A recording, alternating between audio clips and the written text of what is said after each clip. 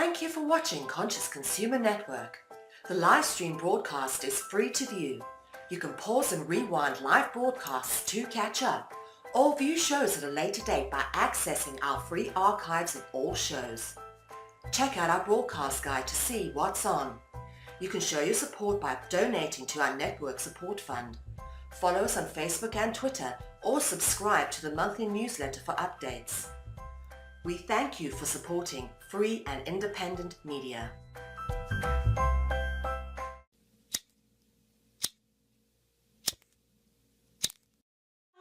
I wanna feel your fire, baby, let me dance in your love. I wanna feel your fire, baby, let me dance in your love. I wanna feel your fire, baby, let me dance in your love. I wanna feel your fire, rising from the flames, burn eyes only to burn again. Let me dance in the rhythm of your flame. If I burn, let me die to burn again. If I burn, let me die to burn again.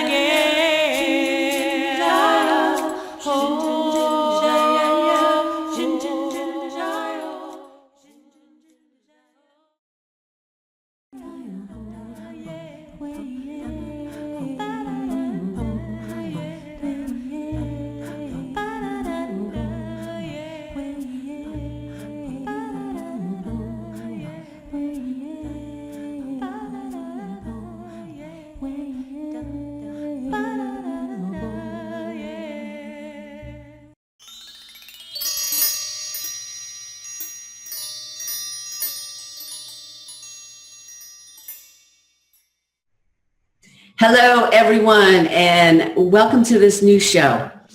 As we had explained, Get Lit is on every other week, and the week between, we are launching this new program with Dakota Grandy Woman and myself as co-host, Blue Star Deer Woman of the Herbal Knowledge Keepers. And we have a wonderful guest today, Abbie Testaberg from Whole Plant Technology. She'll be joining us in the second half of the show. And you're probably seeing, you see this beautiful plant behind me? Well, this is how big we grow marijuana in Arkansas. We thought that was pretty funny. But as you know, this show is about, we're going to be talking about later on when we have our guest, Abbie, about medicinal marijuana and the recent legislature that has passed medicinal marijuana in the state of Arkansas. And Abbie has a rich background of knowledge and information to share with us, especially those of us who feel a call to grow this in our state. But for starters, we had Granny Woman on about 5 different shows on Get Lit last year. And basically, we had introduced what we call the Herbal Database. And this database is a collection, now it's up to over 15,000 entries. It's a cross-referencing of information about herbs, the constituents of those herbs, and it's a crossover to also the Western medicine, the pharmaceuticals to the herbs.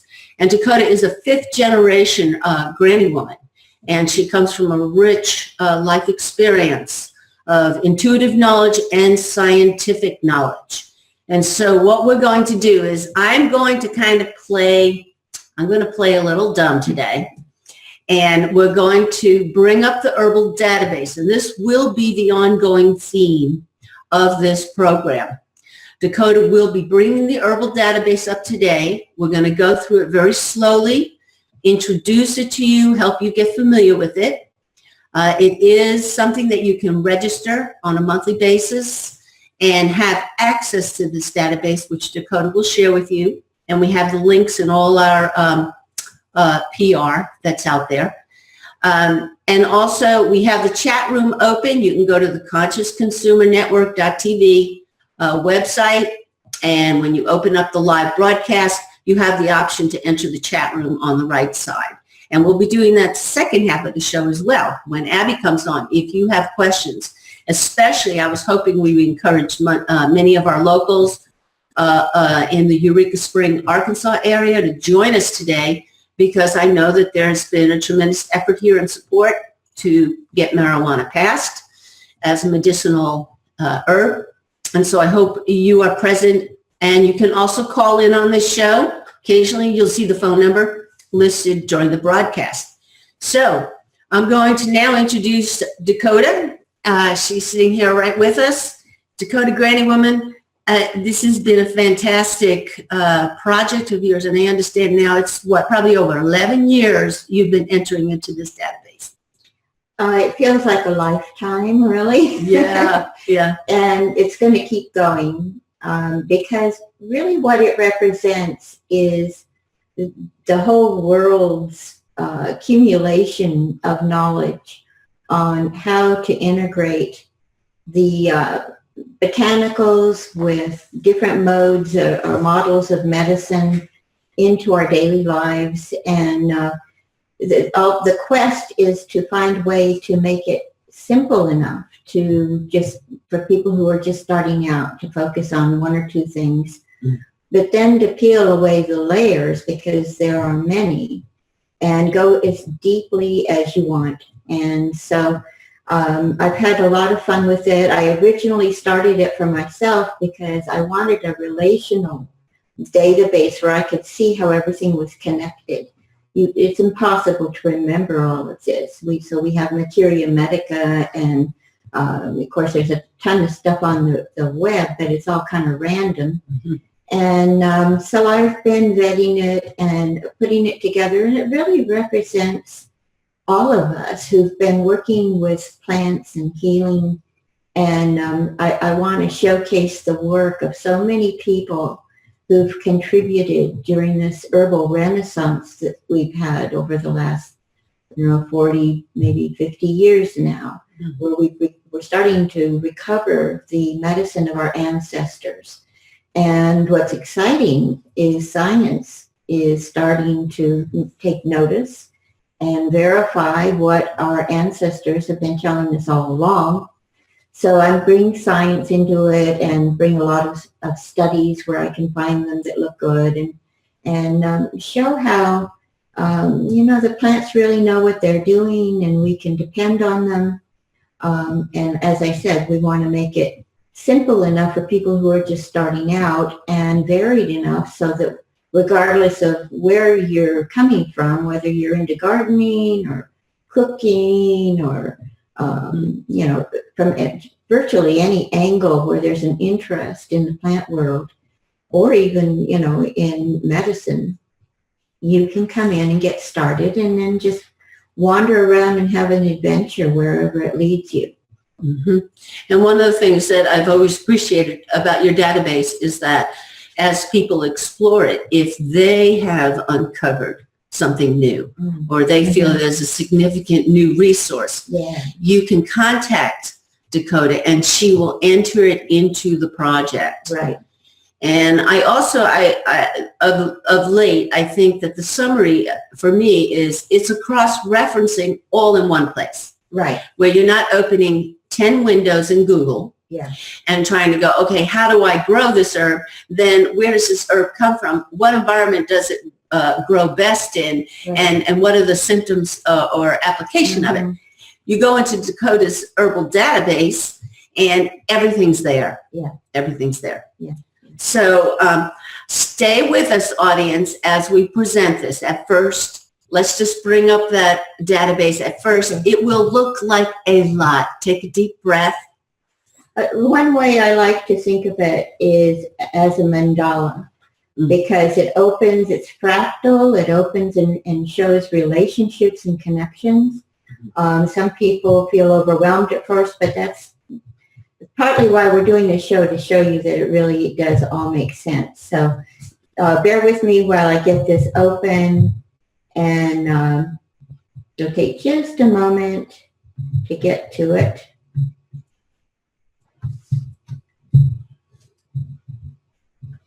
All right. Let's see here. I have to click on something there. Got it? Yeah. So what I've done is enlarge the view so that hopefully you can see the labels there. And what I'm going to do is just kind of take you through some of the basics about how to get around in it. And where we're going to wind up in this demonstration is on medical marijuana, just because it is what the show's about, and I can show you a lot about how you might want to learn about an herb and what it does using that as an example. So this is where the screen opens on how to use, and there are on the site itself some tutorials, but when you open this screen, you see there are two arrows here at the bottom. When you click on the upward arrow, that lifts up, and there's some basic information, including the color code. And by the way, this is not really for mobile. You'll need a computer for this, a laptop. I have another arrow here that is a downward pointing arrow. So when I click on that, it just opens up the view for all of these, which are labels for various categories that we'll go into. So I'm going to pull it back up. Okay, and let's pause here for a moment, Dakota. Let's just take a moment to, not move too quickly. Okay. And let the viewers just see what you have up on the browser here now. Looks pretty simple so far, huh? Maybe to you it does. No, I have to pause, and it takes me a little while to really take in all the topics and the boxes that we see here right now. Okay. Like I know when I first looked at it, the boxes that you chose at the very top, those are, you just happen to select those as the categories, but those can change. Is that correct? Okay. Well, the whole thing can change. Yeah. And I should say that as I work on this, sometimes the category grows so large that I have to start tearing it apart and, fine tuning, and it's becoming more and more fine grained. So when I'm doing that, when I'm really dividing something up more, it's going to change. Okay. And then also I know that you showed us down below, it does have the information on how to use. And one of the things was there's a color code. And I'm just going to take, for instance, you now have blue threads going to, looks like 7 categories on the screen. Just right now, what's the blue thread represent? All right. So the blue, when you see a link like that, that's what it is. It's a link. And so there's a close association of some kind. Now, put on your detective hat and figure it out, because this is it's going to help you think about what's the relationship. Ask yourself, what could the relationship be between these different categories? There is a kind of a pattern, which I'll show you as we go through it. But here, the pattern is simply, I'm showing you some of the good starting places for people when they're first logging on to this. Okay. Then I see that there's 3 categories that have green print. I know that this information is down below, but just speak to the green represents. So the green represents anything that is related to some type of a medical property, a medical action. It could be something related to a disorder, a disease, a health condition. It's more directly related to the body itself and to healing the body. So that's what I mean by therapeutics. That's a huge area. So anything where your attention is directed towards the body. Nice. And the topics that you have at the top, I know that I didn't understand phytochemicals. Could you explain to me what that is? So at the top, there's some major categories that have been pinned there. If you look over on the far right, where it says more pins, if you click on that, there's a drop-down menu that shows you more of them. So these are just the major categories.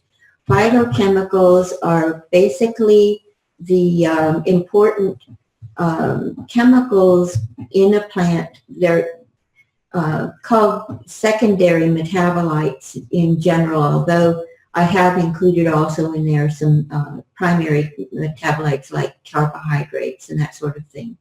But those are, just think of it simply as the chemicals that are in the plant. And if you've ever studied herbalism and you've looked at the herbal constituents, and there's a long list of herbal constituents that don't make any sense at all, and you have no clue what they are, you can come here and look them up and see what they are and what their relationships are to each other, and some of the plants that highlight particular phytochemicals. So this would be a category, for instance, if I was looking at the herb valerian, for instance, that I could understand the ingredient that pharmaceuticals may be integrating to create Valium. Yeah. For instance. Okay. Yeah. All right. That's really helpful.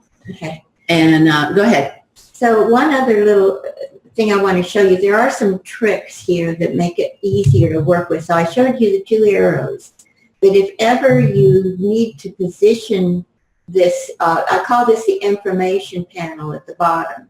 And it's related to whatever the item is in the very middle of the screen. And if you need to position it, you notice when I pull the mouse over it, a different character comes up, and I can drag that into a different position so I can have it exactly where I want it on the screen. Now, there's a search box here, and one thing I want to emphasize is where it says search, that is not a search button. It's just an indicator that tells you that that's where you can search for something. So as soon as you start typing in, it starts trying to figure out what it is you're looking for. A list will appear above, and from that list you can choose. So what's something you'd like to? Okay, but before you go to the search box, how about we demonstrate when you click on one of the items on the window right now? Okay. So the audience can see what we're heading towards. All right. So I'm going to click on therapeutics, and depending on how fast our internet is, it will open up. Okay. All right. So, and here's some colors here where we can talk a little bit more about the colors. We'll talk about colors as we go through it, I think. Here's a video that will play right there on how not to die. I thought that was appropriate as the first thing under therapeutics, right? So these are just some of the things that folks will kind of want to take a look at when they're, first entering the database. And up on the left, now all of these are related to therapeutics in some way. The items on the left are a little bit more indirectly related. So for example, this blue, that light blue means it's a definition.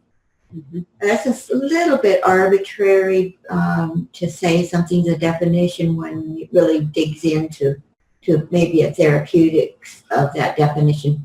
So doctrine of signatures, for example, is indirectly related to therapeutics because in traditional herbalism, that's one of the ways that we have determined whether a plant is appropriate for a condition.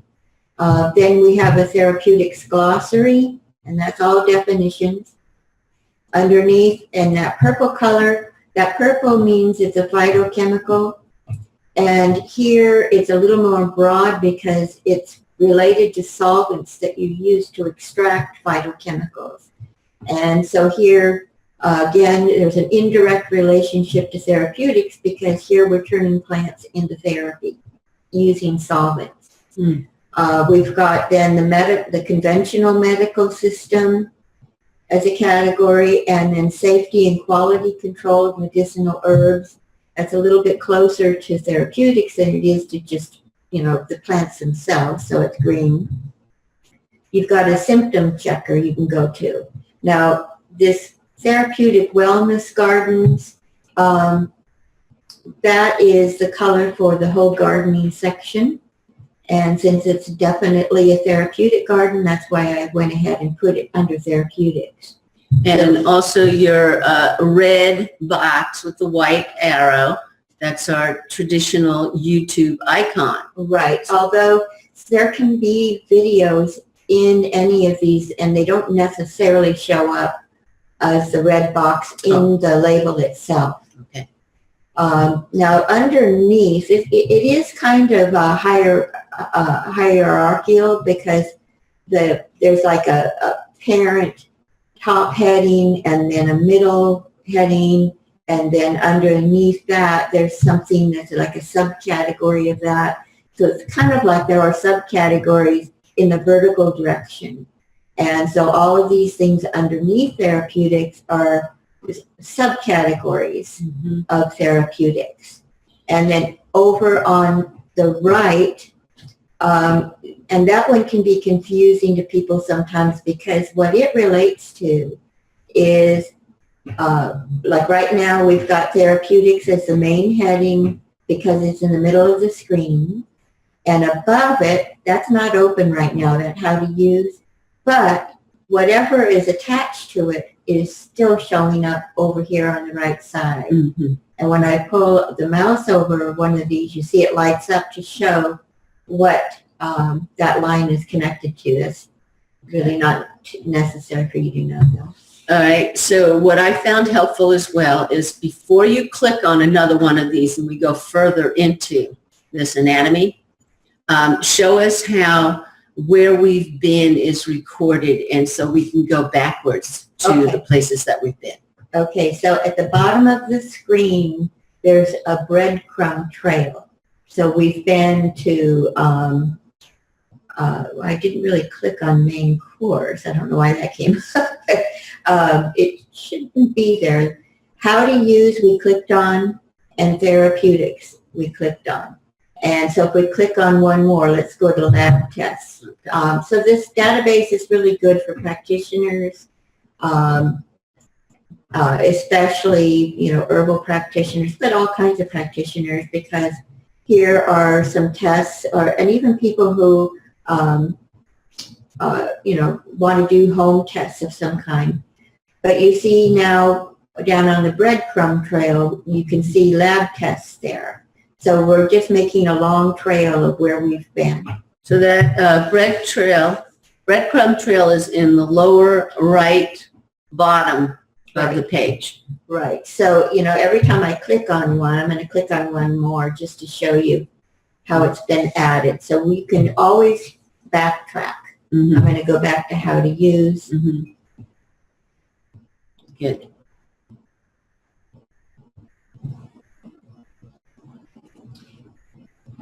Okay, so what would you like to see next? Okay, now I feel like we could, let's go back to your search box, because now we see how this network opens and closes. Okay.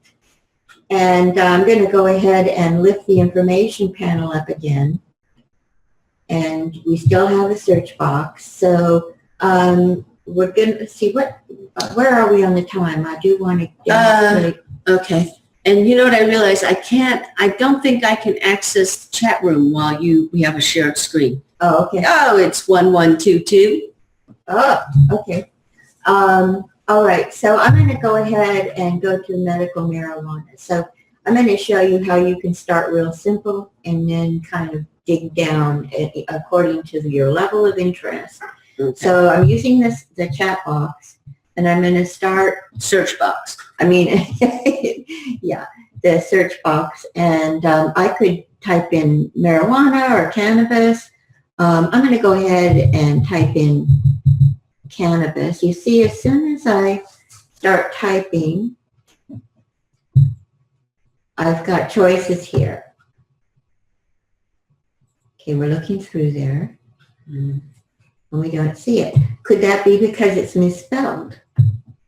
So, and sometimes it'll happen where you do have it typed correctly. So you backspace, and you get more choices. And you see we've got a lot of categories in here. Cannabis genus, that's the one I want to start on. So the genus is always good when you're learning a plant to take a look at the genus, because there's often material there that's going to help you understand the particular plants and their relationships to each other. So here you see the white color. The plants are usually going to be white, but if it's a red color, that means it's a strong herb that you have to take care not to, you just have to learn about it because it's strong, and there's going to be some cautions. And if it's a kind of a dark gray color, that means it's poisonous, and it's a strong medicine, kind of in the same league as a pharmaceutical drug. And so only really expert herbalists will even come close to using that. But in this case, we see cannabis is white. Now we can go up to look at the taxonomy if we want. This is yellow because I considered the hemp family important to learn. And you see when I put my mouse over it, often other information comes up that's going to tell you something about that. So I'm going to just show you the taxonomy real quickly.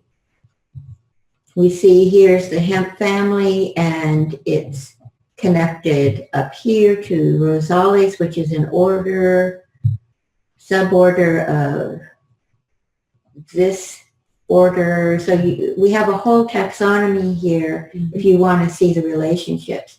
Now this is where the breadcrumb trail comes in handy, because I might forget which of these, where I was, so I can just go down to the breadcrumb trail and click on cannabis again. And we see these broad headings. So I'm just going to click on each of them. This is a purple color because it's more related to the phytochemicals. The oils are all going to be purple. And we see that this hemp seed oil is a dietary fixed oil.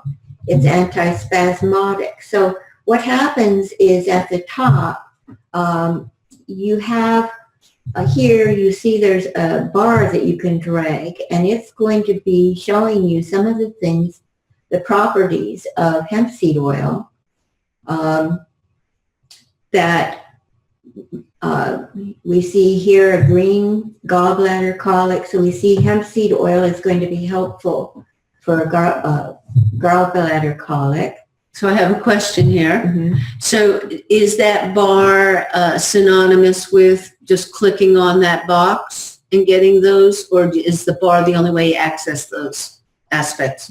Well, no, I could have just looked up gallbladder colic, right, and I would have seen this. But the bar, this is important, whenever there are too many items in an area to show, one of these bars pops up. Okay. And you drag it to see more content. Okay. So over on the left side, we see all of these different constituents that are in hemp seed oil, and another bar. So I can drag that, and I see all of these different. And if I wanted to learn about them, then I could just click. And this is where you start really digging in. Or if I just want to know the basics about hemp seed oil and I don't want to get into all of that, I can just lift this panel up and read about it. At the top, there are some links. I can click on these. And this little red box means it's a video.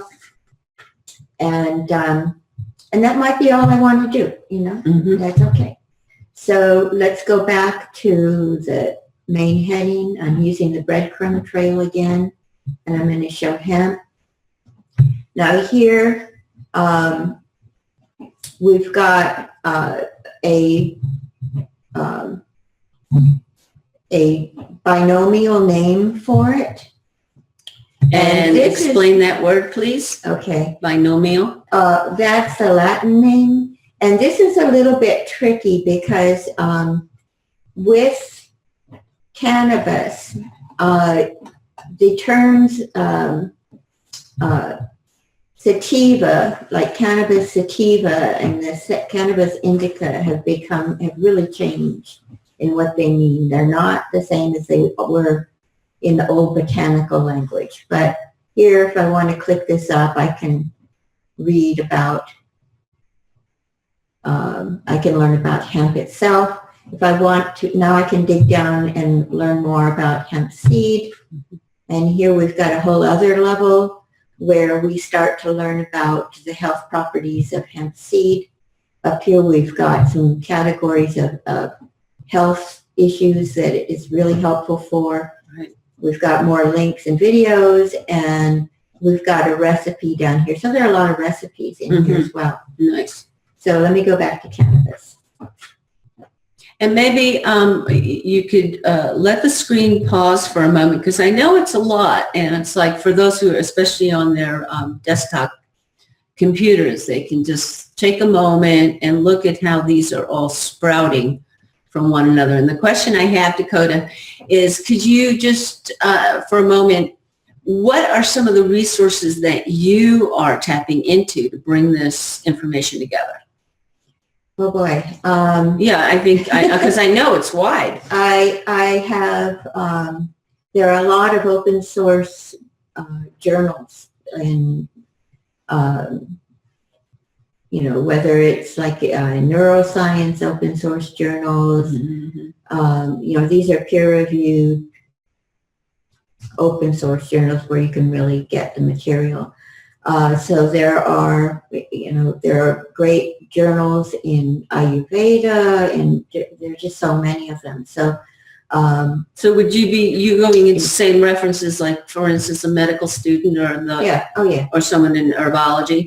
Yeah, you're going. Yeah, and you know, there's going to ethnobotany literature and all of that, and then there are some, you know, some good books that I like, the works by Peter Holmes, for example. I love Matthew Wood's work, and that's listed in sources. And so, and there are a lot of herbalists that have a lot of respect for, that have blogs.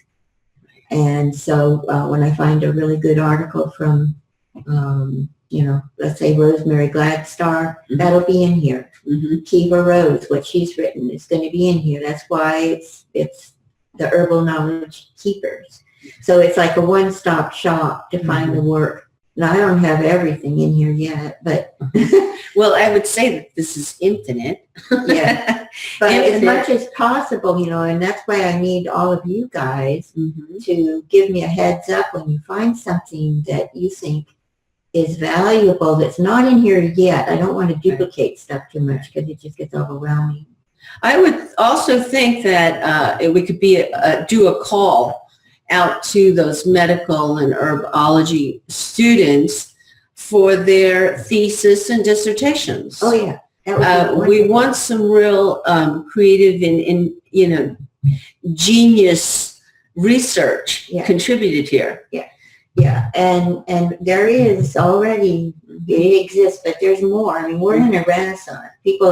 We're discovering so much. And I'm going to click on the medical marijuana here just to open this up. So, and while you're opening that up, I also want to just acknowledge that for those of you who are listening, and you may be asking this question silently, yes, of course, Dakota teaches these courses, and they're as good as any high-end education that you can get anywhere on this planet. But yes, and that we'll speak to that later towards the closure of how you can access her site, and you can actually take courses from her online and in the local area. Okay, so here, and this, you know, what's tricky is cannabis is good for so many things that if I were to actually, I think there's, you know, 52, something like that, recognized conditions that it helps to treat. But if I put all 52 up at the top here, it's going to be overwhelming. So I can't put everything on this main screen, but I'm just going to click through. You see it's starting at the top in the green for Alzheimer's, for ALS, back pain, glaucoma, hepatitis C, Huntington's disease, migraine, neuropathic pain, peripheral neuropathy, trigeminal neuralgia, weight gain, believe it or not, And so then we come back to the genus. And over on the left, we have, not all of them, but we have a number of the constituents that are in medical, and I'm just calling it medical marijuana. It could be recreational too, but we are now turning our attention to the status of medical marijuana here in Arkansas, and it's a little different way of dealing with it than with the recreational, and it's pretty stringent in the way that it's grown and processed, and it really should be lab tested and all that kind of stuff. But anyway, so here's just an example of links just under the general heading. And what I want to show you though, of course, all of these open up. We've got growing. I started putting information in about the law. There's about dispensaries, vaping. There's a free cannabis therapeutics book here that you can get. But I just want to open the studies because it's pretty impressive, really. And these are all links where you can go and read the study yourself. And these are just some of the headings here. The benefits, I'm just going to scroll through. It's antibacterial. It helps with MRSA, arthritis, asthma, stroke, Ebola after effects. It even helps heal fractures. But that's like the general heading. I had to divide it further. So, for example, when you want to look at what it does for cancer, which is really pretty impressive, these are all studies just under that heading. That's a broad explanation there of how it works. Then we break it down into bladder cancer, brain cancer of different kinds, breast cancer, and so on. And then kind of do the same for some other broad categories where there's just so much. It's really big on multiple sclerosis. And so here's just some of the studies. So you can come here, and if you have a doctor who's getting interested in this now, and that's a huge conversation about how do we get our doctors up to speed now on medical marijuana, because it's not just, you have to know what you're doing with it to make the most of it, and how to use the different strains and how to use the dosing. That's kind of going to be part of my focus in this next phase, because with the dosing, it's pretty different from what doctors are used to. For example, they're used to prescribing drugs more according, as far as the strength, according to somebody's weight.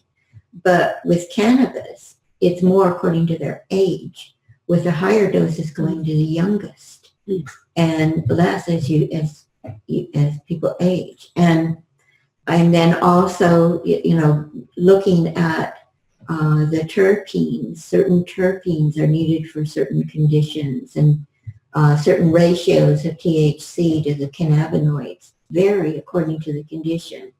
And the timing, taking THC 2 hours before you do this CBD. All that's kind of technical stuff. I hope our doctors have resources to get on top of. Fortunately, in Colorado and Oregon, California, and in Washington now, there are practitioners who really know their stuff. So it's not like starting from scratch, but it is way different from just going, oh, goody, medical marijuana is now approved, so I can just go buy some to take. And, we need the doctors to be informed. And I know Abbie's going to get into the strains and the growing and all that kind of stuff for people who are excited about getting involved in the business end of it. So this would be a moment, especially for those who live in the Eureka Springs area, that if your doctors are starting to explore this, and I have heard that those kinds of conversations are starting, that Dakota is available. She can be a consultant. And not only that, this database, lead your doctors here. and just tell them, go right to this, go to the marijuana, go to the cannabis, and begin your research. So it's important that our local communities know where to turn to. Right, yeah. So anyway, All right. where do you want to go now? Okay, I feel like you've given a really good sample of the site, and now what I want you to do is, could we back up, like go backwards, where we would start at your website, where the link is to get into this, and then explain to the audience what an amazing offering this is for the community and the world at large. The website is a little bit different. It's just one word, Ultimate Herbal Database .online. Not .com or any of that. It's just .online. And so you have a couple of choices. You can, if you think you're going to hang with this for the long run, you can start out with just $5 for your first month, check it out, and then it's $15 a month. Other databases I've looked at are running, that are not nearly this complete, are running like $89 a month or more.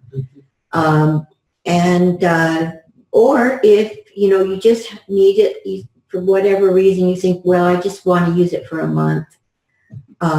There's a one-time charge of $15 that you can go in. And then that's good for people that don't have credit cards and that sort of thing. They could do it as needed, just 1 month at a time. And as I said, there are some real basic tutorials on the site that'll help you. Nice. And if anyone's interested, Dakota, you also have the Ozark Herbal Academy. Correct. .org. Correct. Yes. And that's another one of Dakota's websites. I know we didn't put that up on the broadcast window because we're really working with the Herbal Database here. But if anyone's interested in exploring more about Dakota, it's in our website pages that we put out to announce the show. But that's where you can see her online courses, and also she's teaching several courses in the local area that you can participate in. As well as, I think one of the wonderful, brilliant offerings, Dakota, that you do is with each of her courses, she actually is creating an ebook.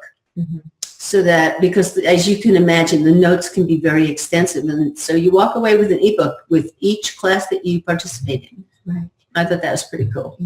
So anything else? Well, I think we ought to get busy with Abbie, because she's a wealth of information on this very topic. We've got her for a little while here in Eureka, and I think that, let's hear from her about her vast experience with this whole new phase that we have going on here in Arkansas, where we're moving from completely illegal use of marijuana to approved use of medical marijuana. And how does that happen?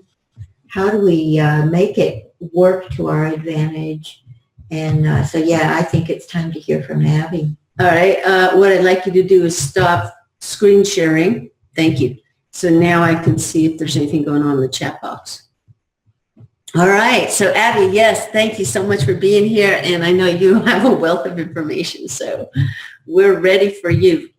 Well, thank you for having me. This is quite a pleasure, actually. I feel like I am just a mere disciple in this room. So yeah. I'm with you. We're all students. Yes, that's very true. Yeah. So you're busy looking at the chat room. Yeah, I was just checking the chat room. So tell us a little bit about you came to Arkansas, you understood that we are in that transition phase. And what I'm really interested in, I think probably a lot of our viewers are interested in, is how do people transition from being paranoid, growing beautiful, beautiful, beautiful plants somewhere hidden deep in the woods for many years and being an expert on that, to actually taking that skill and wisdom into the marketplace? How do people, how does the distribution of that properly grown cannabis work? That whole, just Absolutely. lay all that out. Sure. So I'd like to preface with I am from Wisconsin, and so a lot of people in Arkansas wonder why I'm here. But we actually have a company in Oregon, and my husband has 20 years of growing experience, and we have a company that first and foremost has a aeroponic, hydroponic, sort of hybridized grow tray system that we sell and we have tested. And that's really what the company has set out to do in its beginning stages. And what we actually found is that in states like Arkansas and other states that have kind of come on recently with legalization, sometimes it's not as easy as just selling our trays and our system. There's a need for helping facilitate licensure, build out designs, and consulting on the process of commercial legalized growing of cannabis. And so just like that, when Arkansas started seeing the potential for legalization, just through our presence online, we had a couple of different groups reach out to us and ask some initial questions. And then my sister is actually, lives in the Little Rock area and has lived there for quite a long time. And when legalization passed, people would in conversation mention their interest in getting into the industry, and she mentioned us, and I received multiple contacts, and so decided to come down to have face-to-face conversations. And in so doing, reached out to other groups and was lucky enough to come upon Eureka Springs community and be able to start to navigate the new legal world of Arkansas cannabis. So part of that is that it is new and it's evolving. The Commission for Arkansas Medical Marijuana was just created, and how it will work is that the health department will be essentially in charge of regulating receiving your medical cannabis card, and then the division of what we know for alcohol is in charge more of dealing with the regulations in growing and dispensing. And their third party in that is the Commission. And the Commission is more in charge of creating the laws that the health department and the alcohol department are going to then sort of follow through with. And so there is a 23-page amendment document that really sets forth the general outline of what people can assume will be happening in Arkansas. Having said that, there are a lot of details that are in the process of being determined. There's a 120-day period for the actual details of all of the rules to be laid out.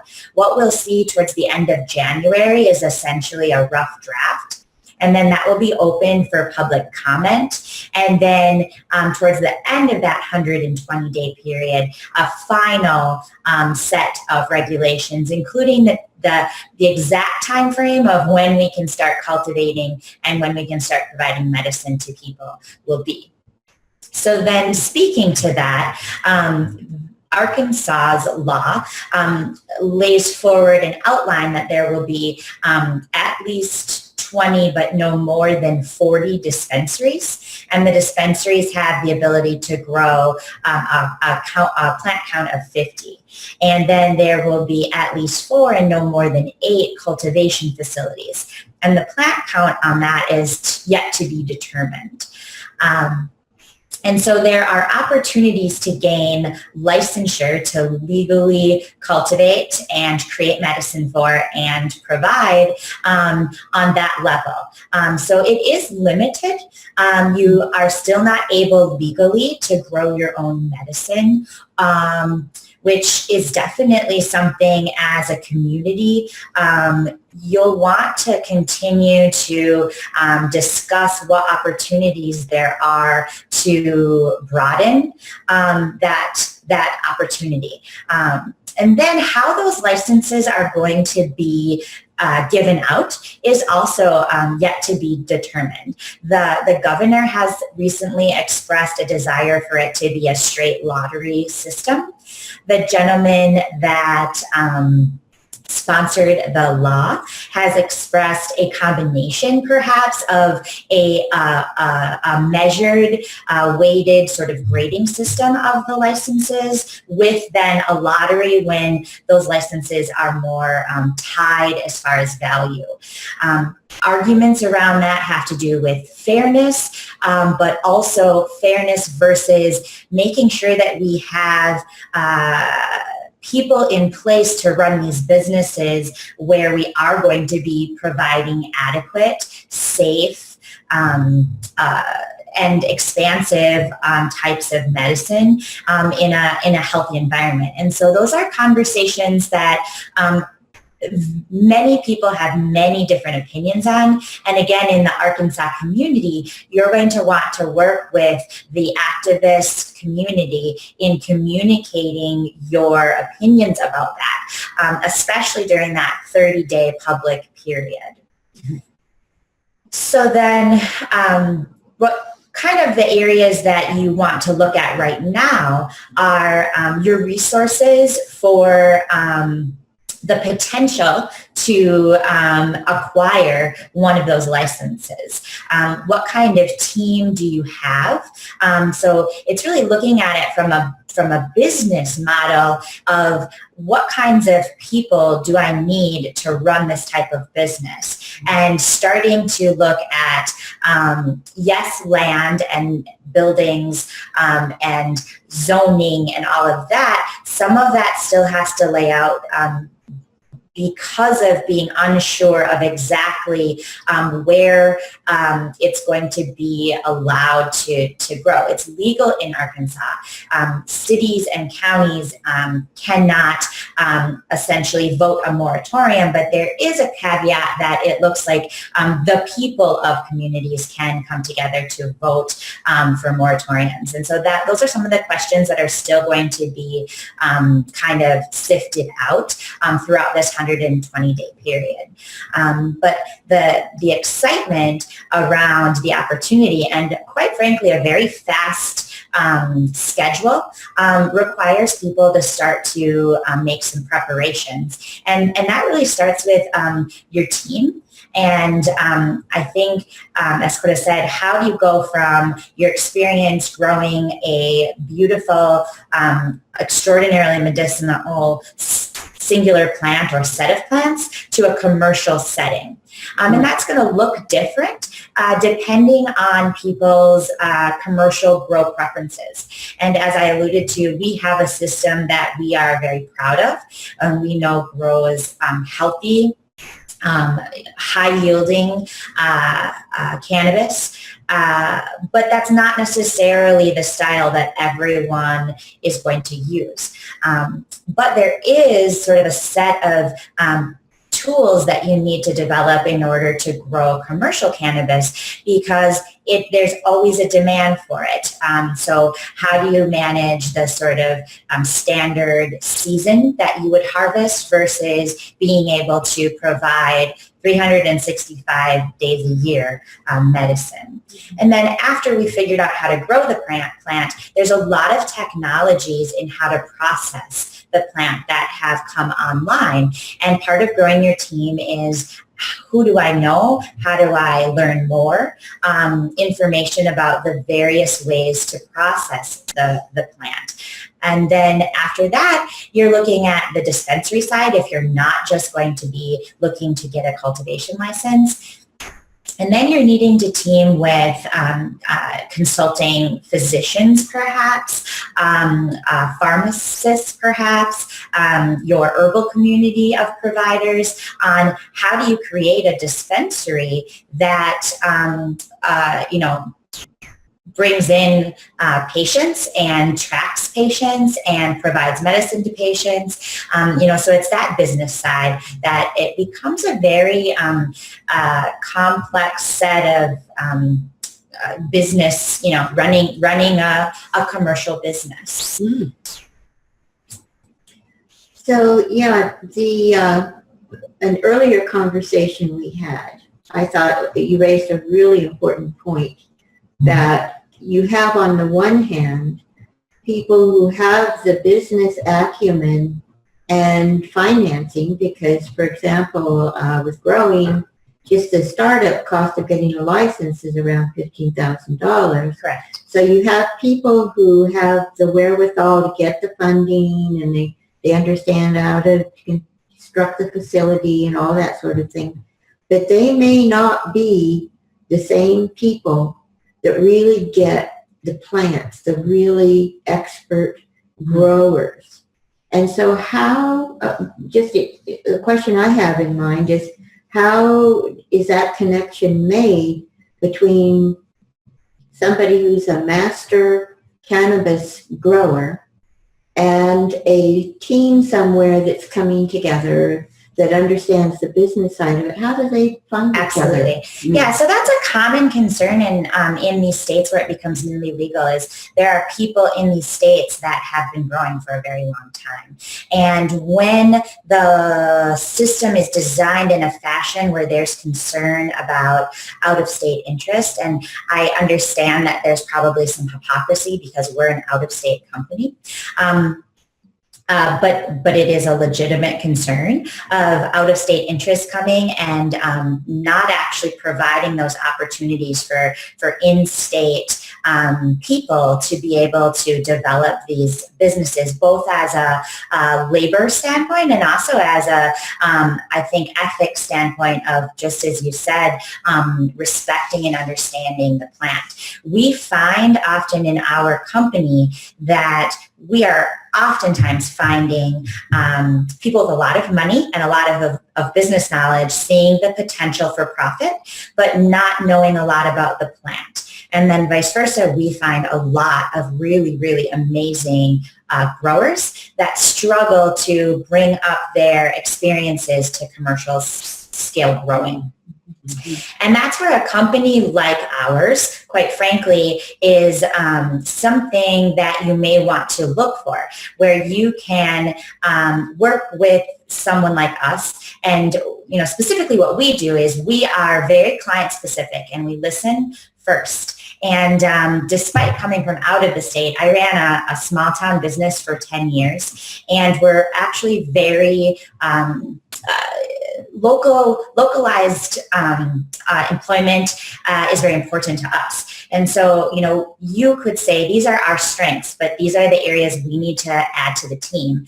And then that's where we work with our network of the people that we know in the entire state that are interested. Lawyers are interested in the lobbying side and the working with the sort of bigger money coming and looking to see the possibilities.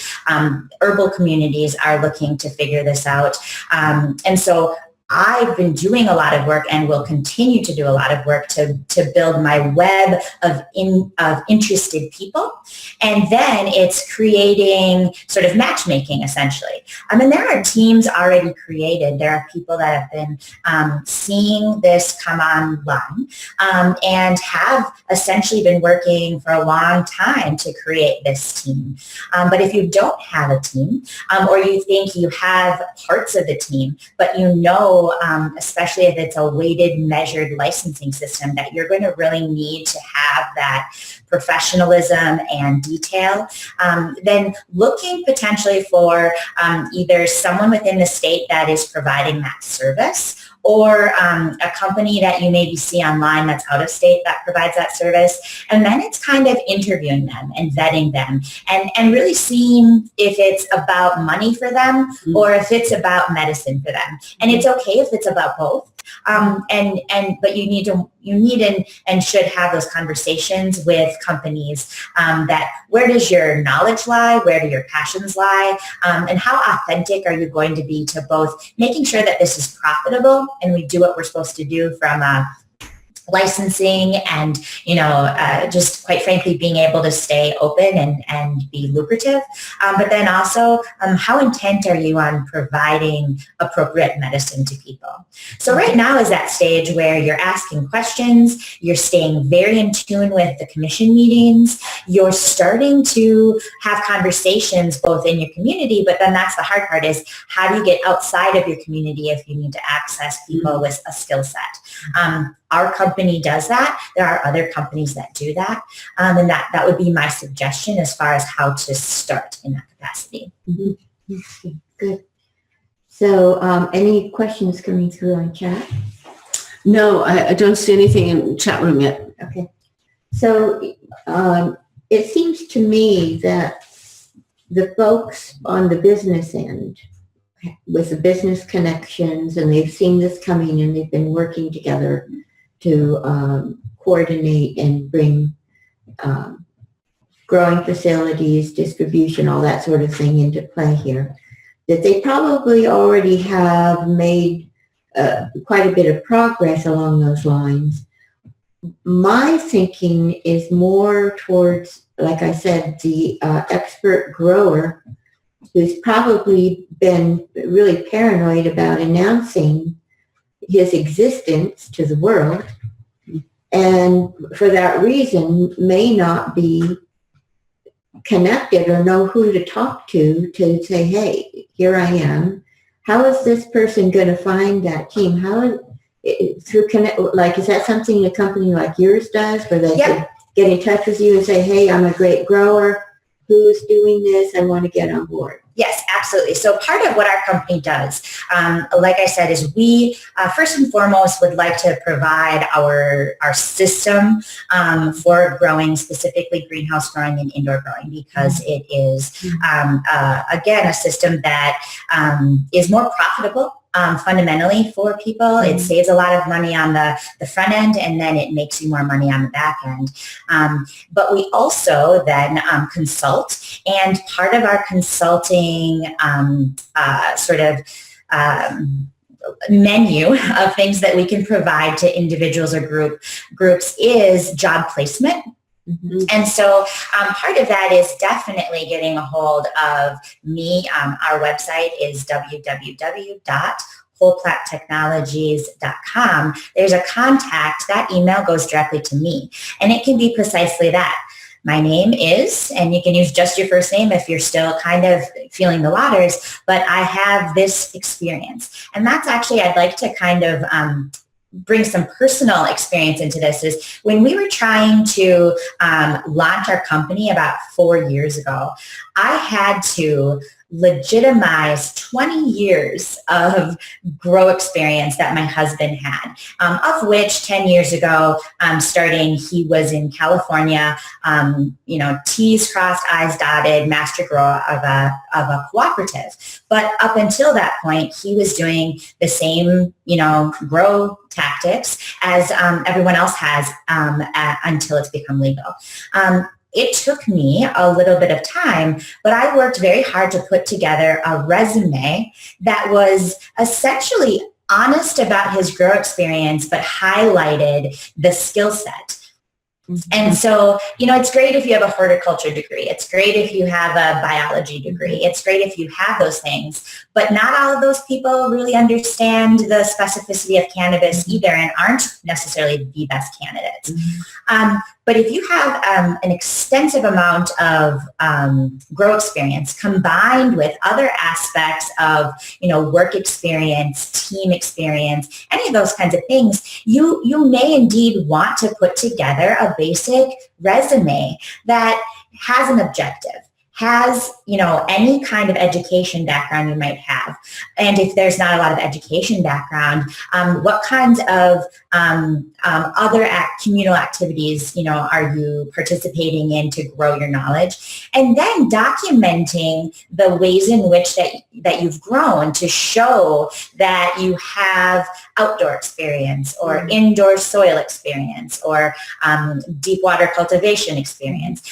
So really creating a professional 1 or 2 page resume that presents yourself to some of these groups that are inevitably going to need to have people working for them. So, you definitely can pursue licenses and weigh sort of the pros and cons of investing your time and your money. We're not yet sure if that licensing fee is refundable or not. And so those are some of the things that are going to be determinant on whether people are willing and able to try to gain a license. But inevitably there are going to be jobs and you're going to want to prepare yourself. There are a lot of online courses coming out of Colorado, Oregon, California, where you can learn more about cannabis, either cultivating it, dispensing it, bud tender kind of courses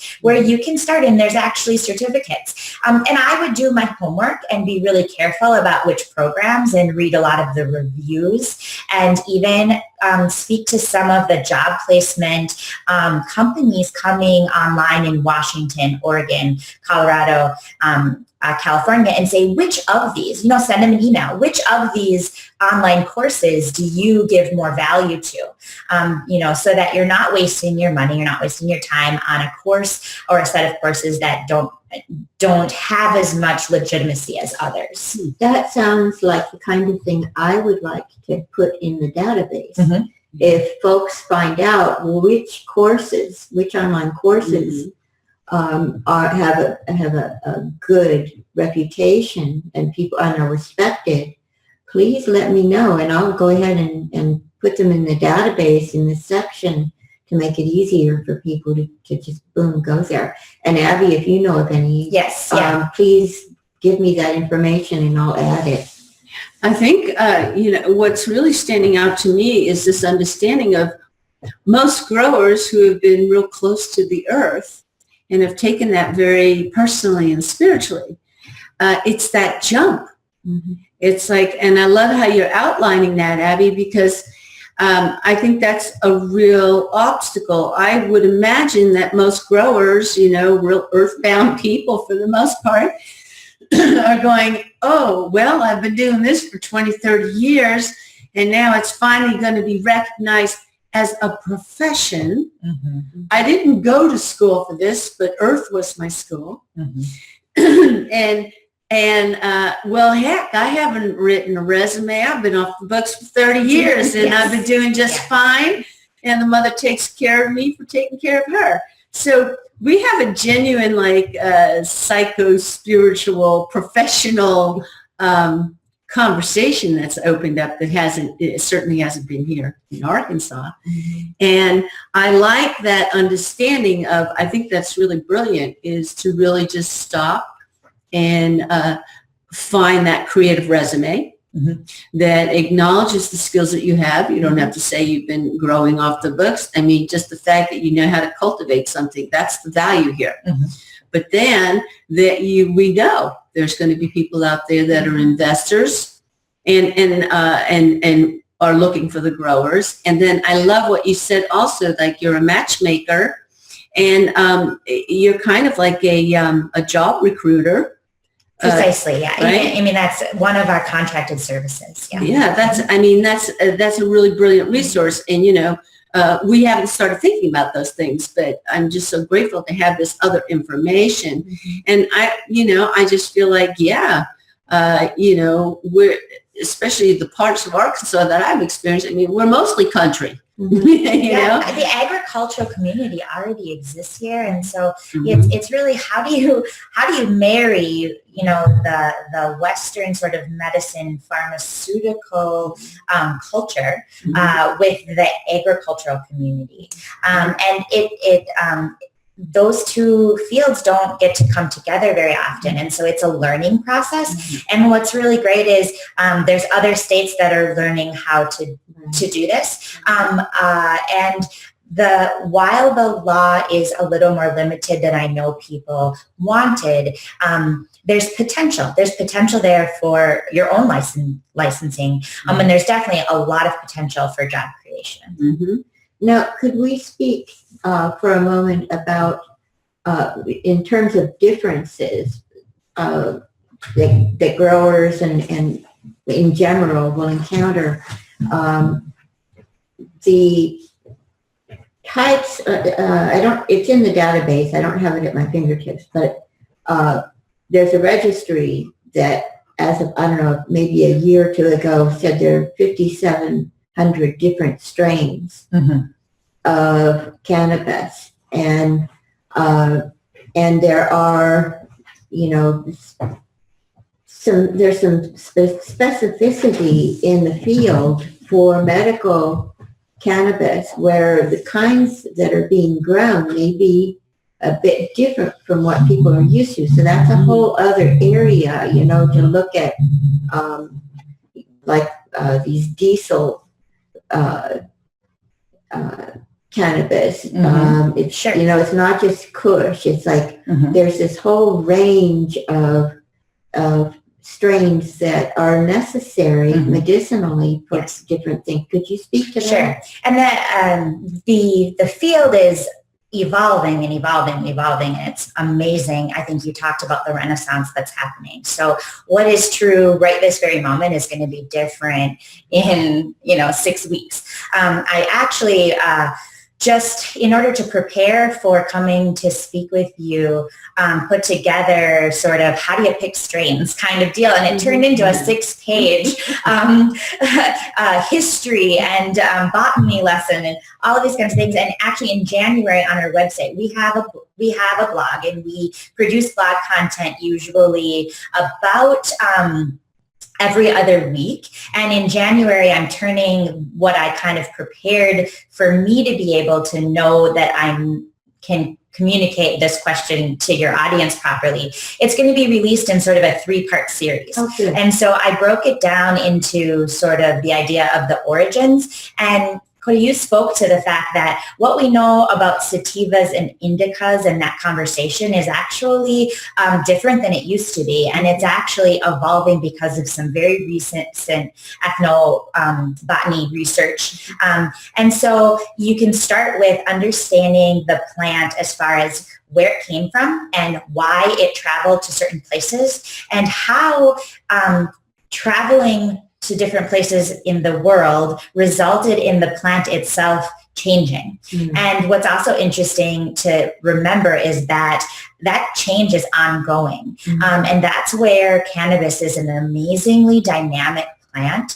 The same strain grown in different ways and environments produces a different set of phytochemicals. And so that's where your team is going to be really important. People that understand, your pharmacist that understands that, your, to your processing team, to your cultivation team.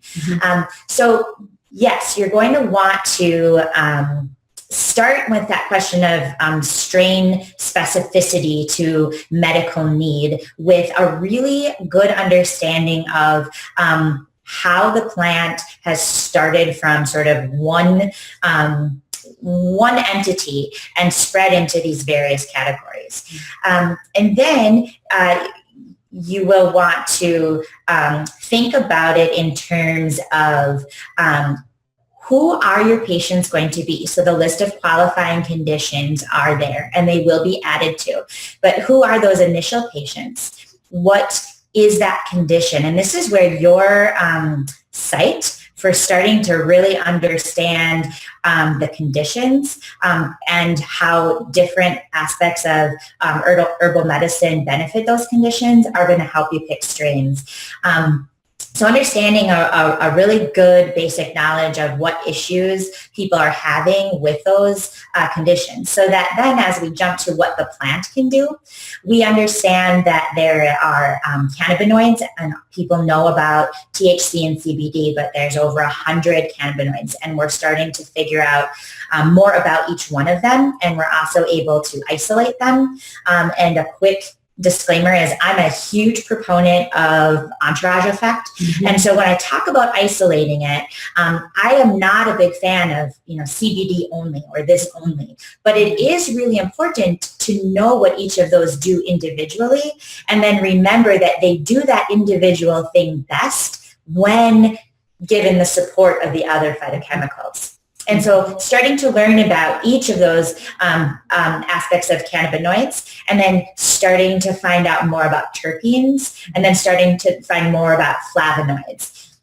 And really breaking down your understanding of the various therapeutic applications of each of those individually. Because then what you'll end up doing is it'll make a lot more sense why this specific strain tends to help this specific type of patient. So PTSD is an excellent example. PTSD tends to have a series of different symptoms that actually need a series of different types of cannabis and means of imbibing cannabis. So you're going to find oftentimes PTSD patients need help sleeping and avoiding night terrors. And so that's going to be a sedating sort of indica-based cannabis that you're going to want to try to produce for them. And you're probably going to want them to have to take that orally, because what we know is that oftentimes oral cannabis lasts longer, so that they're not waking up in the middle of the night when the effects of the medicine have worn off and are stuck with the same problem. What we also know about PTSD patients is that they tend to need some help medicating if they know they're going into a triggering scenario. Well, they need that medicine to come to their body quicker. So they need to be able to have a smokable form, perhaps. And then with that, they both need to find a balance of something that calms them, usually that indica-based, but also doesn't make them so sedated. So usually a hybrid that has some of the uplifting qualities without the anxiety, usually, of a sativa strain.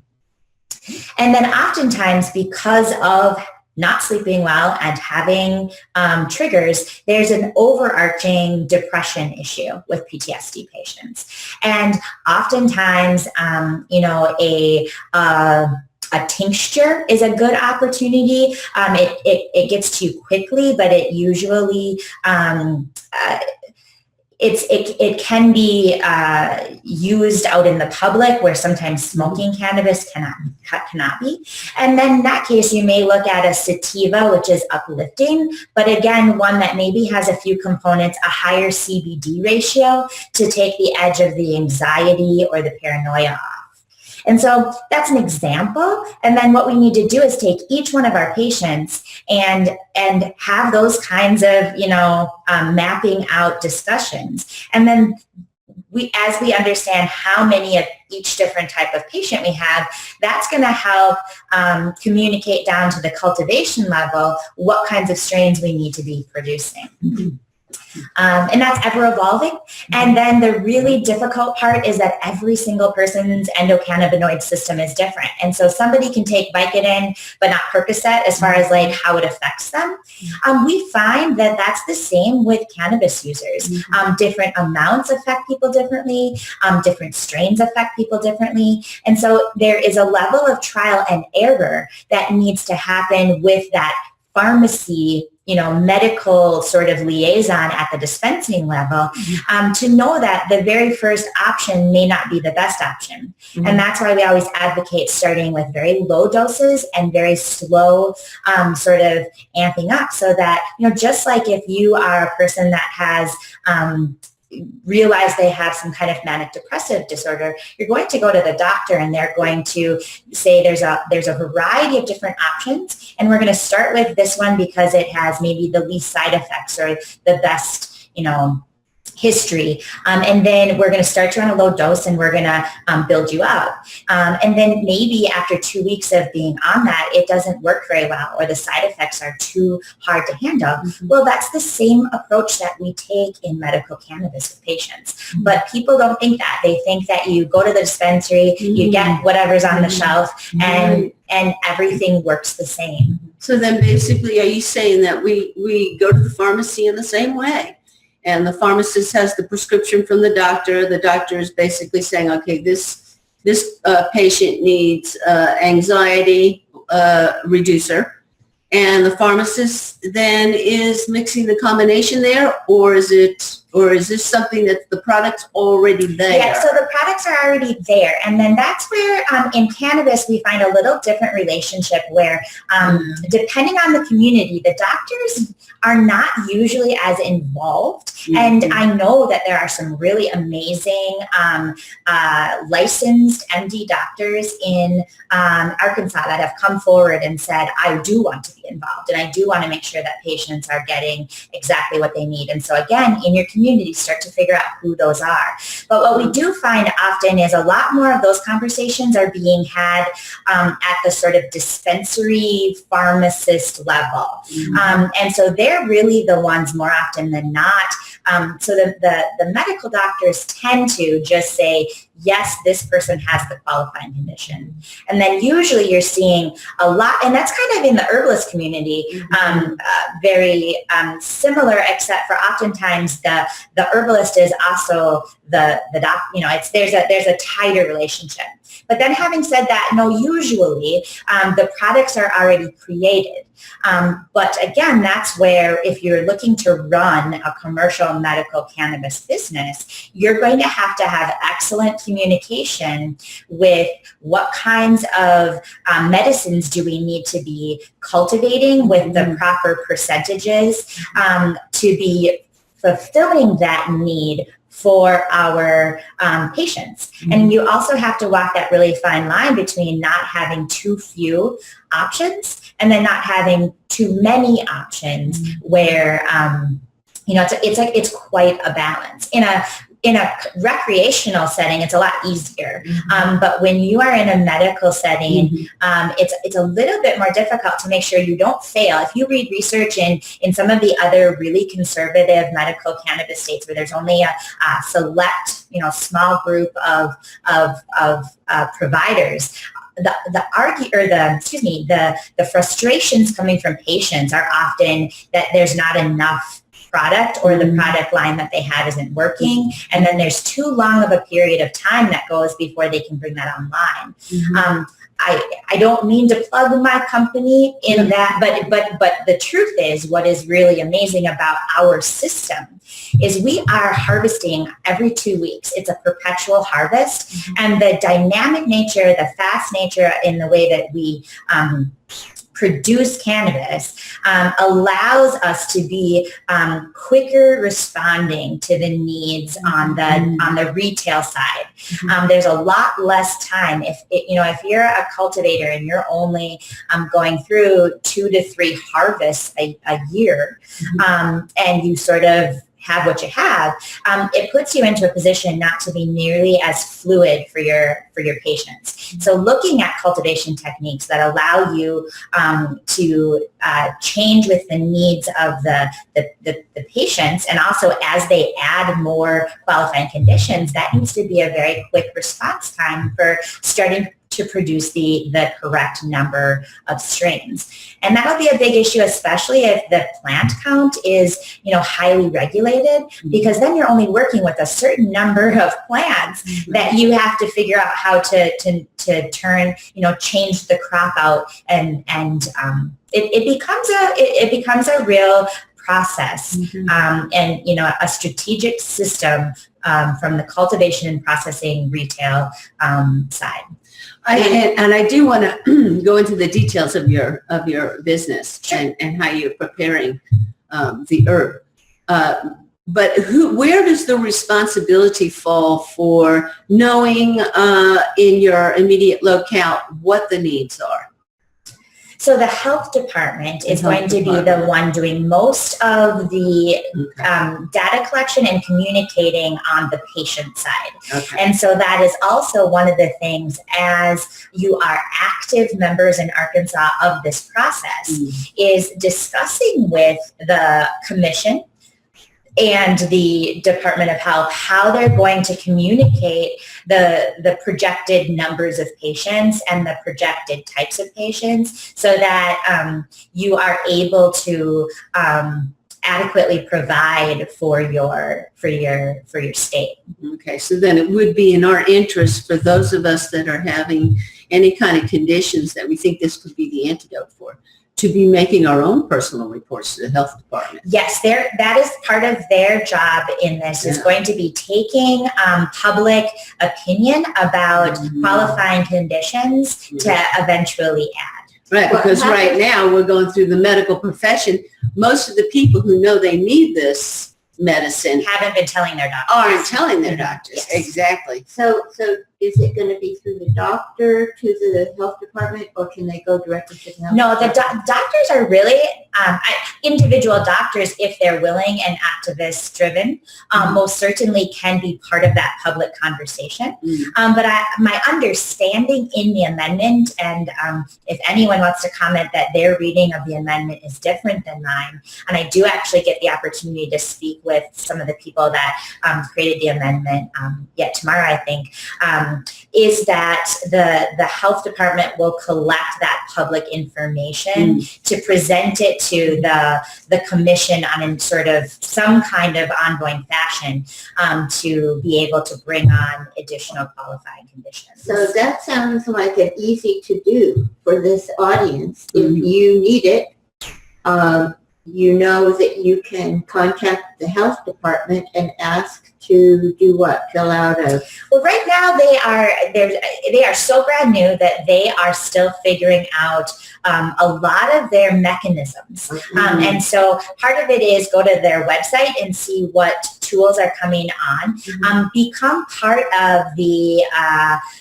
Facebook page of Arkansas Compassionate Care. They were the more issue 7 people, but they are a amazing group of activists, and I know are going to be key players in Arkansas as far as how this unfolds. And then the other Facebook page is the Arkansas Medical Marijuana Association, and those are the issue 6 people, and they wrote the amendment, and they are going to continue to provide solid information on their Facebook page. And then you can go to the state of Oregon's pages in the health department, and they're going to have their own page, and they're going to have updated information on timelines and the commission meetings. You mean Arkansas? Or, I'm sorry, what did I say? Oregon, sorry, yes. You know, when you live in Wisconsin and Oregon and travel, so I apologize, absolutely, the state of Arkansas. And yes, you will be able to continue to get updated information on what resources are there.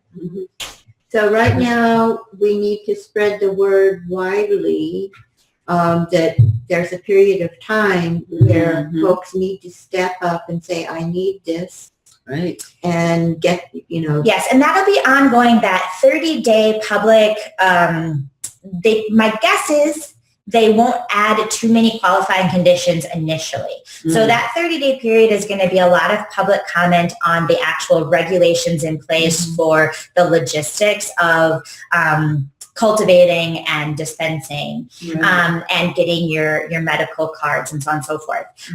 But I assume in that structure, they will then create some mechanism for communicating the desire for adding qualifying conditions. Well, you would think, from what you just explained, in order to know what's the best strand to grow, we need to know what needs we're fulfilling. And so this may be a really awesome opportunity for people to be empowered and start to really recognize some of the symptoms and injuries and illnesses we have had that we feel, we've turned to our herbal community. And that's is a place where the database comes in handy because the studies are there. for, a lot more. I think there's 17 conditions they're talking about here in this state, but there's more like minimum, I've heard 52, there's probably more than that, but as far as recognized, and so definitely, if you have one of the 17, you're in, but you should still say something. But other than that, it'd be good to not only, if your condition isn't being assisted, to not only say, hey, what if, here I am, well, I need it, and to have the studies at your, you're going to need to know that part of the conversation, I think, too, so that they don't just think you're some kind of a stoner. Well, and that's written into the amendment as well, is if you are one of those current qualifying patients, there's still some work that needs to be done, because in order to avoid what you just described, whether we agree with that or disagree with that, and I definitely, I have my opinions, but you do want to be a diligent patient right now too, because there will be some requirements of a relationship history with your doctor. You're going to want to have those conversations with your medical doctor right now. How willing are you? You want to ask your doctor, how willing are they to participate in the certification process? Because not all doctors are going to be comfortable signing that certificate.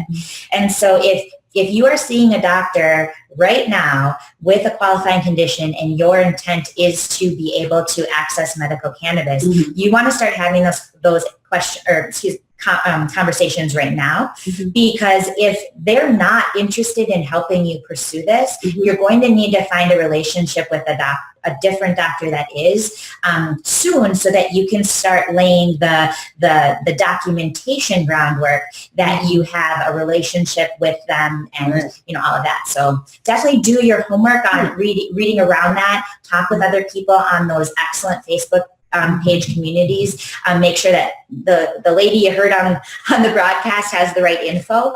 And then I know that there's a couple of excellent resources already being reposted to those pages about doctors willing and interested and highly qualified as far as a understanding of herbal medicine and Western medicine. There's a couple of excellent crossover doctors in Arkansas, and you don't see that all the time. So utilize those doctors, Western medicine doctors that respect, appreciate the herbal side.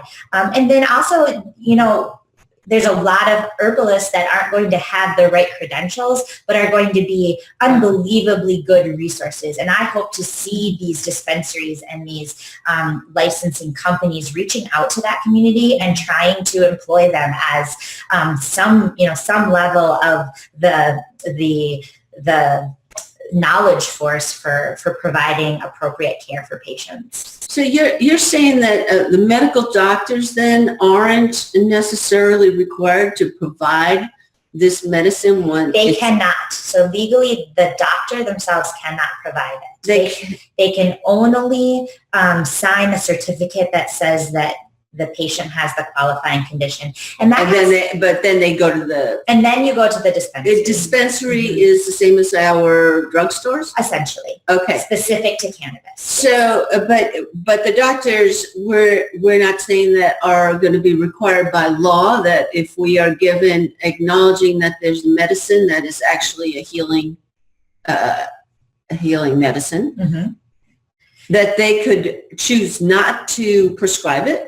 My understanding as of now is that they can choose not to because they aren't actually prescribing the medicine. They are only, the medical doctor does not prescribe.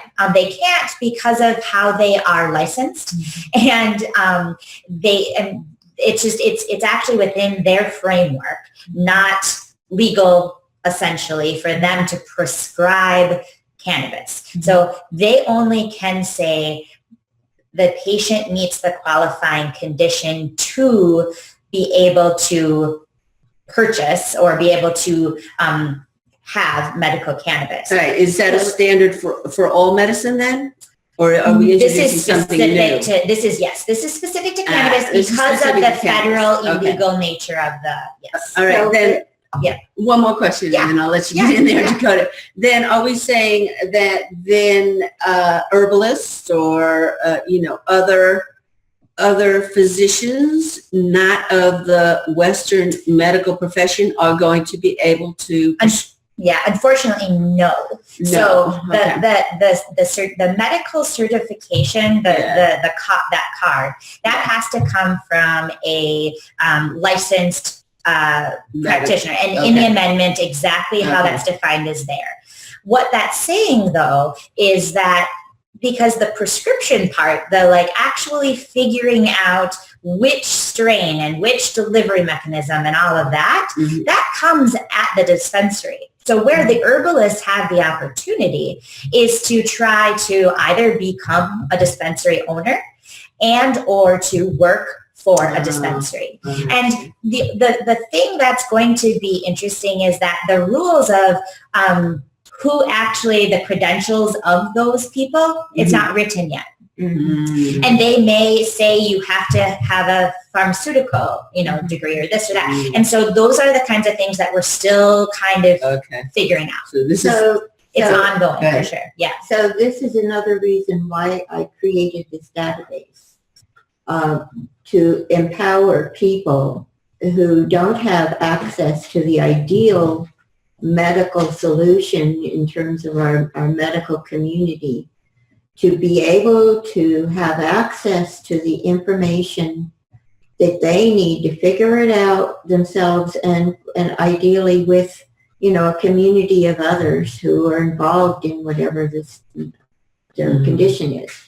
And so you can come, and there are a lot of groups too that give that kind of support. So it sounds to me like, to a great extent, buyer beware. It's like the permission can be given, but in terms of getting the correct optimum array of plant materials and applying them in the best way and all of that sort of thing is going to be part of an ongoing educational process for everybody.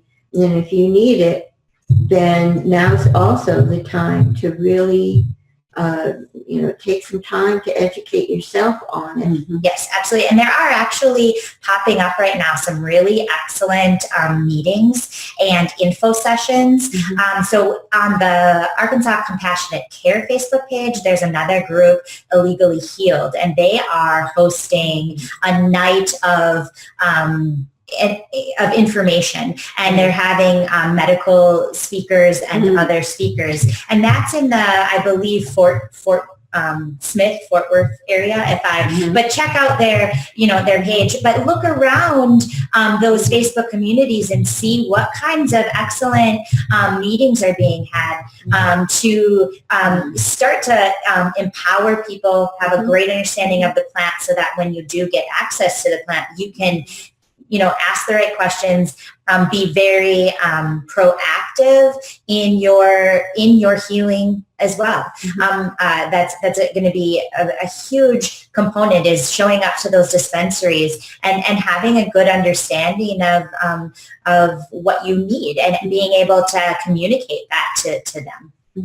And so, Dakota, knowing how you continue to enthuse this database, would it be fair to say that you are now going to accumulate the information that we've shared here today and enter it? Well, this whole video will be in there, but yeah, what the Facebook pages you mentioned, and anything I can get my hands on. So it's up to the community also to get that information to me. And one way to do that is just email me at ozarkherbalacademy@gmail.com with any good resources for people who, at whatever end of the spectrum you're on, whether it's, as someone who needs the medicine, someone who's producing it, that all needs to go in here. And, it's one of the things about advantage of something like this database is with Facebook, the unfortunate thing is that it's like a stream.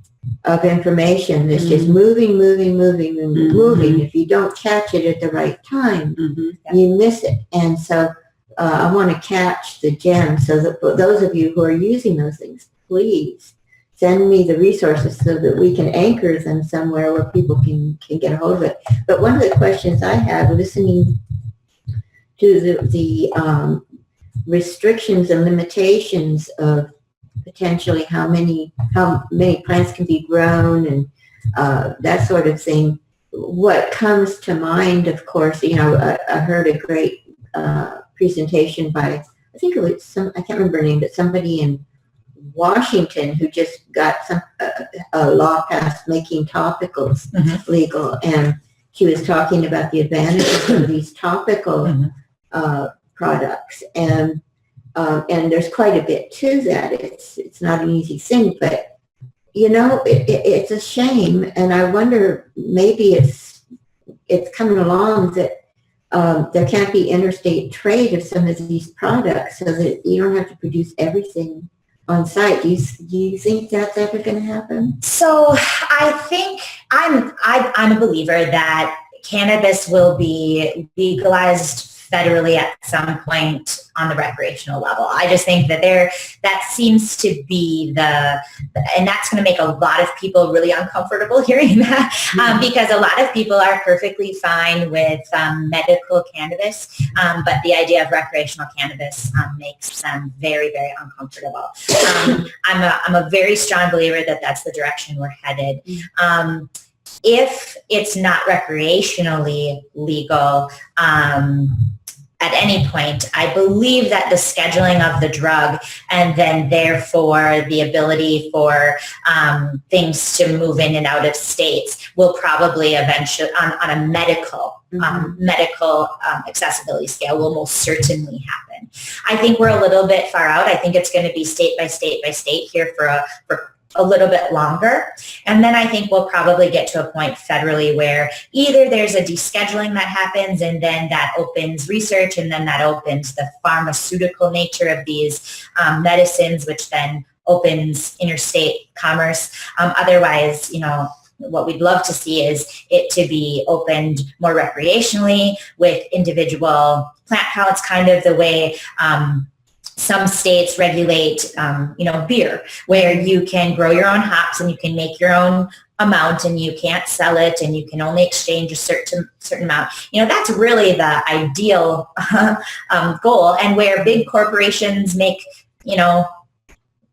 cannabis that is maybe like Budweiser, and then there's micro groweries that produce highly sought after amazing cannabis, and then people can grow their own. That would be the ideal scenario. I really hope that we get there quickly, and there are a lot of people in a lot of states and organizations that are working to get to that point. Topical wise and how what kinds of medicines are going to be allowed, that's one of the things we have to see what kind of rules they make as well. And so that's also in that public policy section. Pay very close attention to how they're defining what is going to be allowed to be, flower and vape and topicals and this. So, those are the places you're going to want to be really diligent about seeing what they are deciding, and then also being vocal when you have that opportunity to potentially modify it if the result isn't what you were hoping. Now, what about seeds? Thinking of in terms of acquiring, I know there's some really great seed companies more on the West Coast.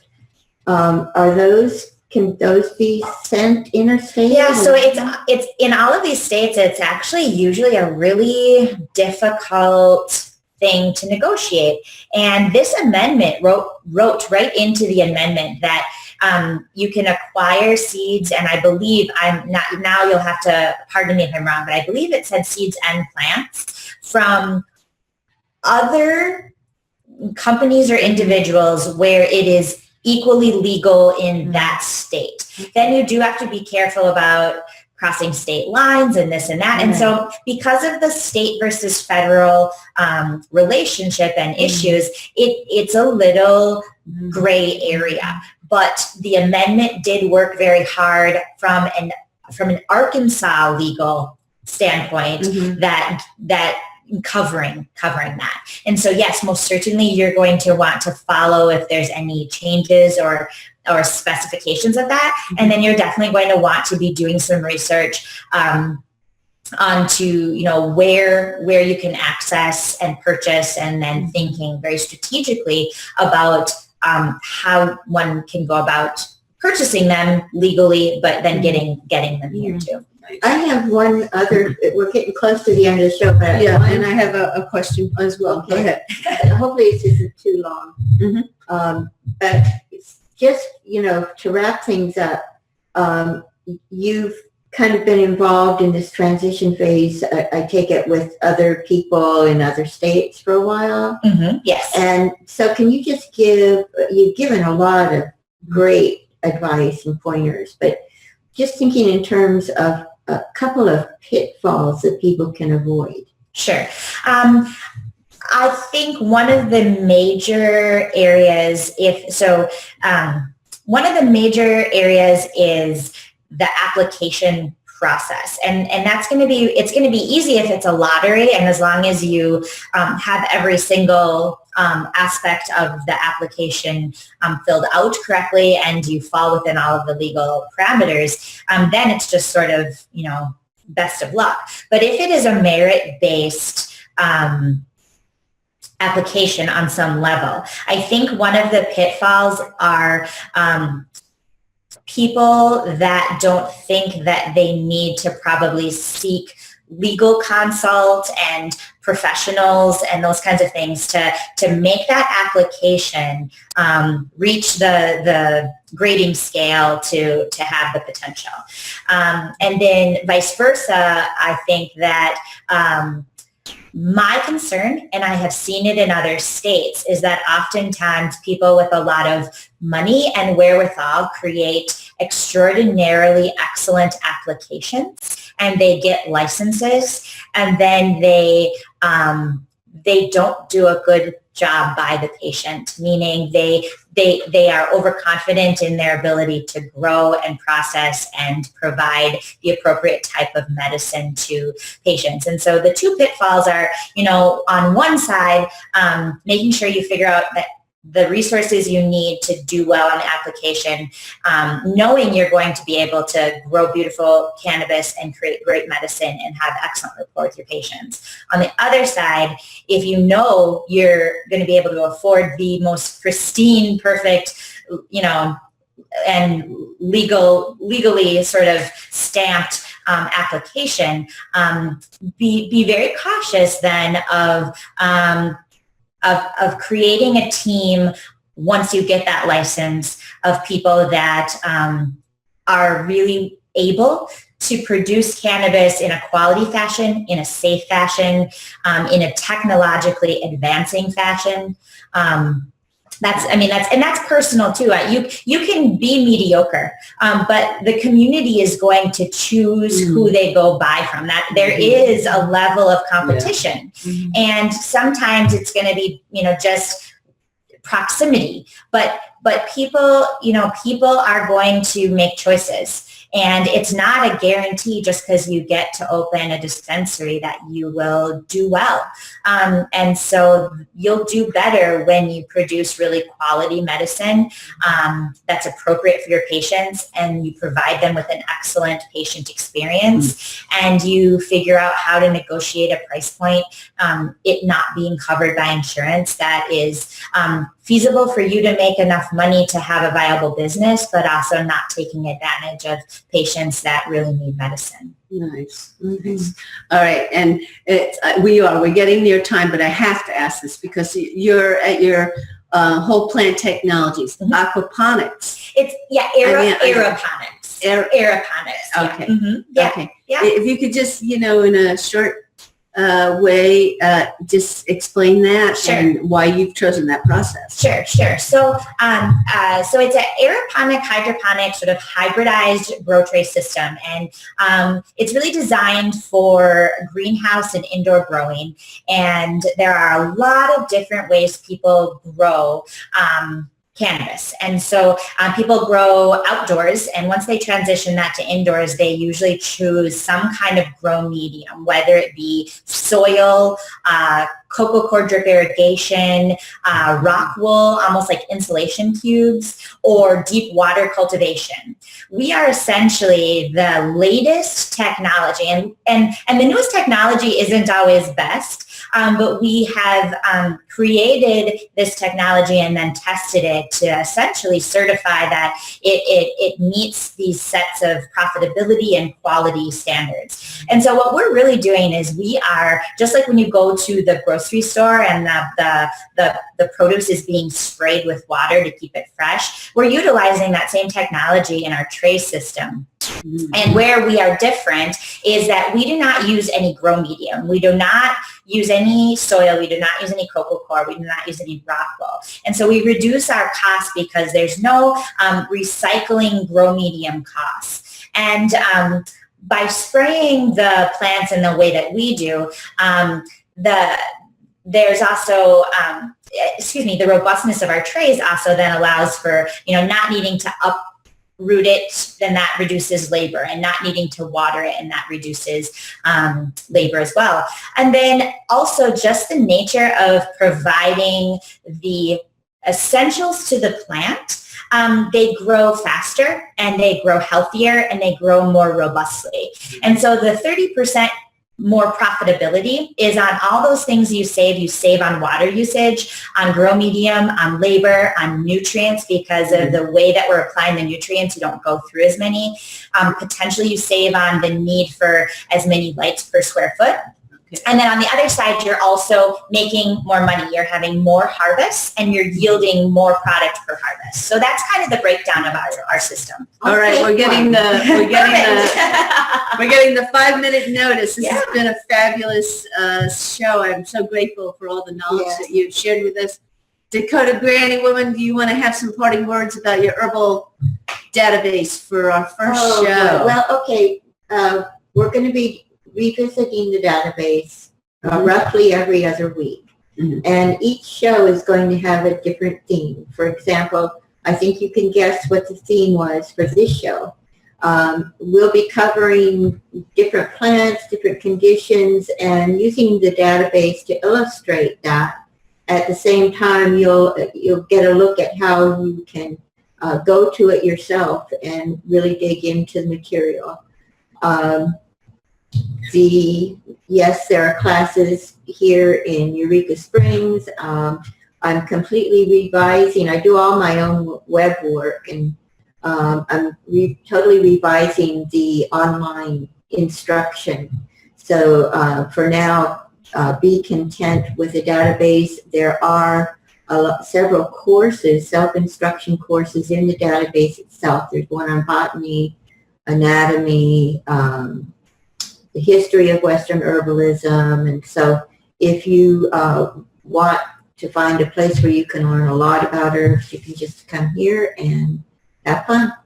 All right, and then I just want to share with our audience, next Tuesday, 11 a.m. Central, it will be Rebecca Hahn and myself with Get Lit, and we will have a guest on Tuesday who's going to share the astrological chart of our country, USA, and our presidential-elect Donald Trump.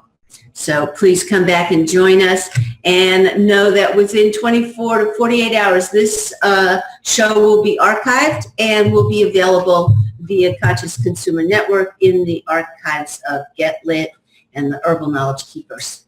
And I want to thank our producers, co-producers, Mel and Biggie. And please, everyone, if you're enjoying the time with us, make contributions to CCN. That's what keeps us all rolling. So grateful. And again, thank you, Abbie. Thank you very much. You are so welcome. It was fun. And Dakota, you're awesome. Let's keep that database rocking. Oh, we will. All right. It's for all of us, guys. Yeah, it is. All right. Blessings, everyone. If we want to change the world, we must first change the media. Mainstream media exists for the purposes of indoctrination and manipulation of public perception. The world of free and independent media is growing, and with the upsurge in information now available in the public domain, it has never been easier to access free and independent media. The exploration of this information resulted in an experimental project which would provide a fully supported space for researchers, whistleblowers, and seekers of all kinds to express themselves and educate the world. On the 1st of January 2015, Conscious Consumer Network was launched to the world. Nobody thought we would make it this far, but CCN is the longest running free and independent media network of its kind. CCN is a unique collaboration of hearts and souls, bringing you information from different perspectives to educate and inform. Since we started CCN, we have had only one desire, the pursuit of a free, fair, just, sustainable world, and this has not changed. Having overcome many challenges over the last 2 years, CCN is here to stay, and we've got great things lined up for 2017. Help keep CCN on the air by supporting the 2017 Network Support Fund.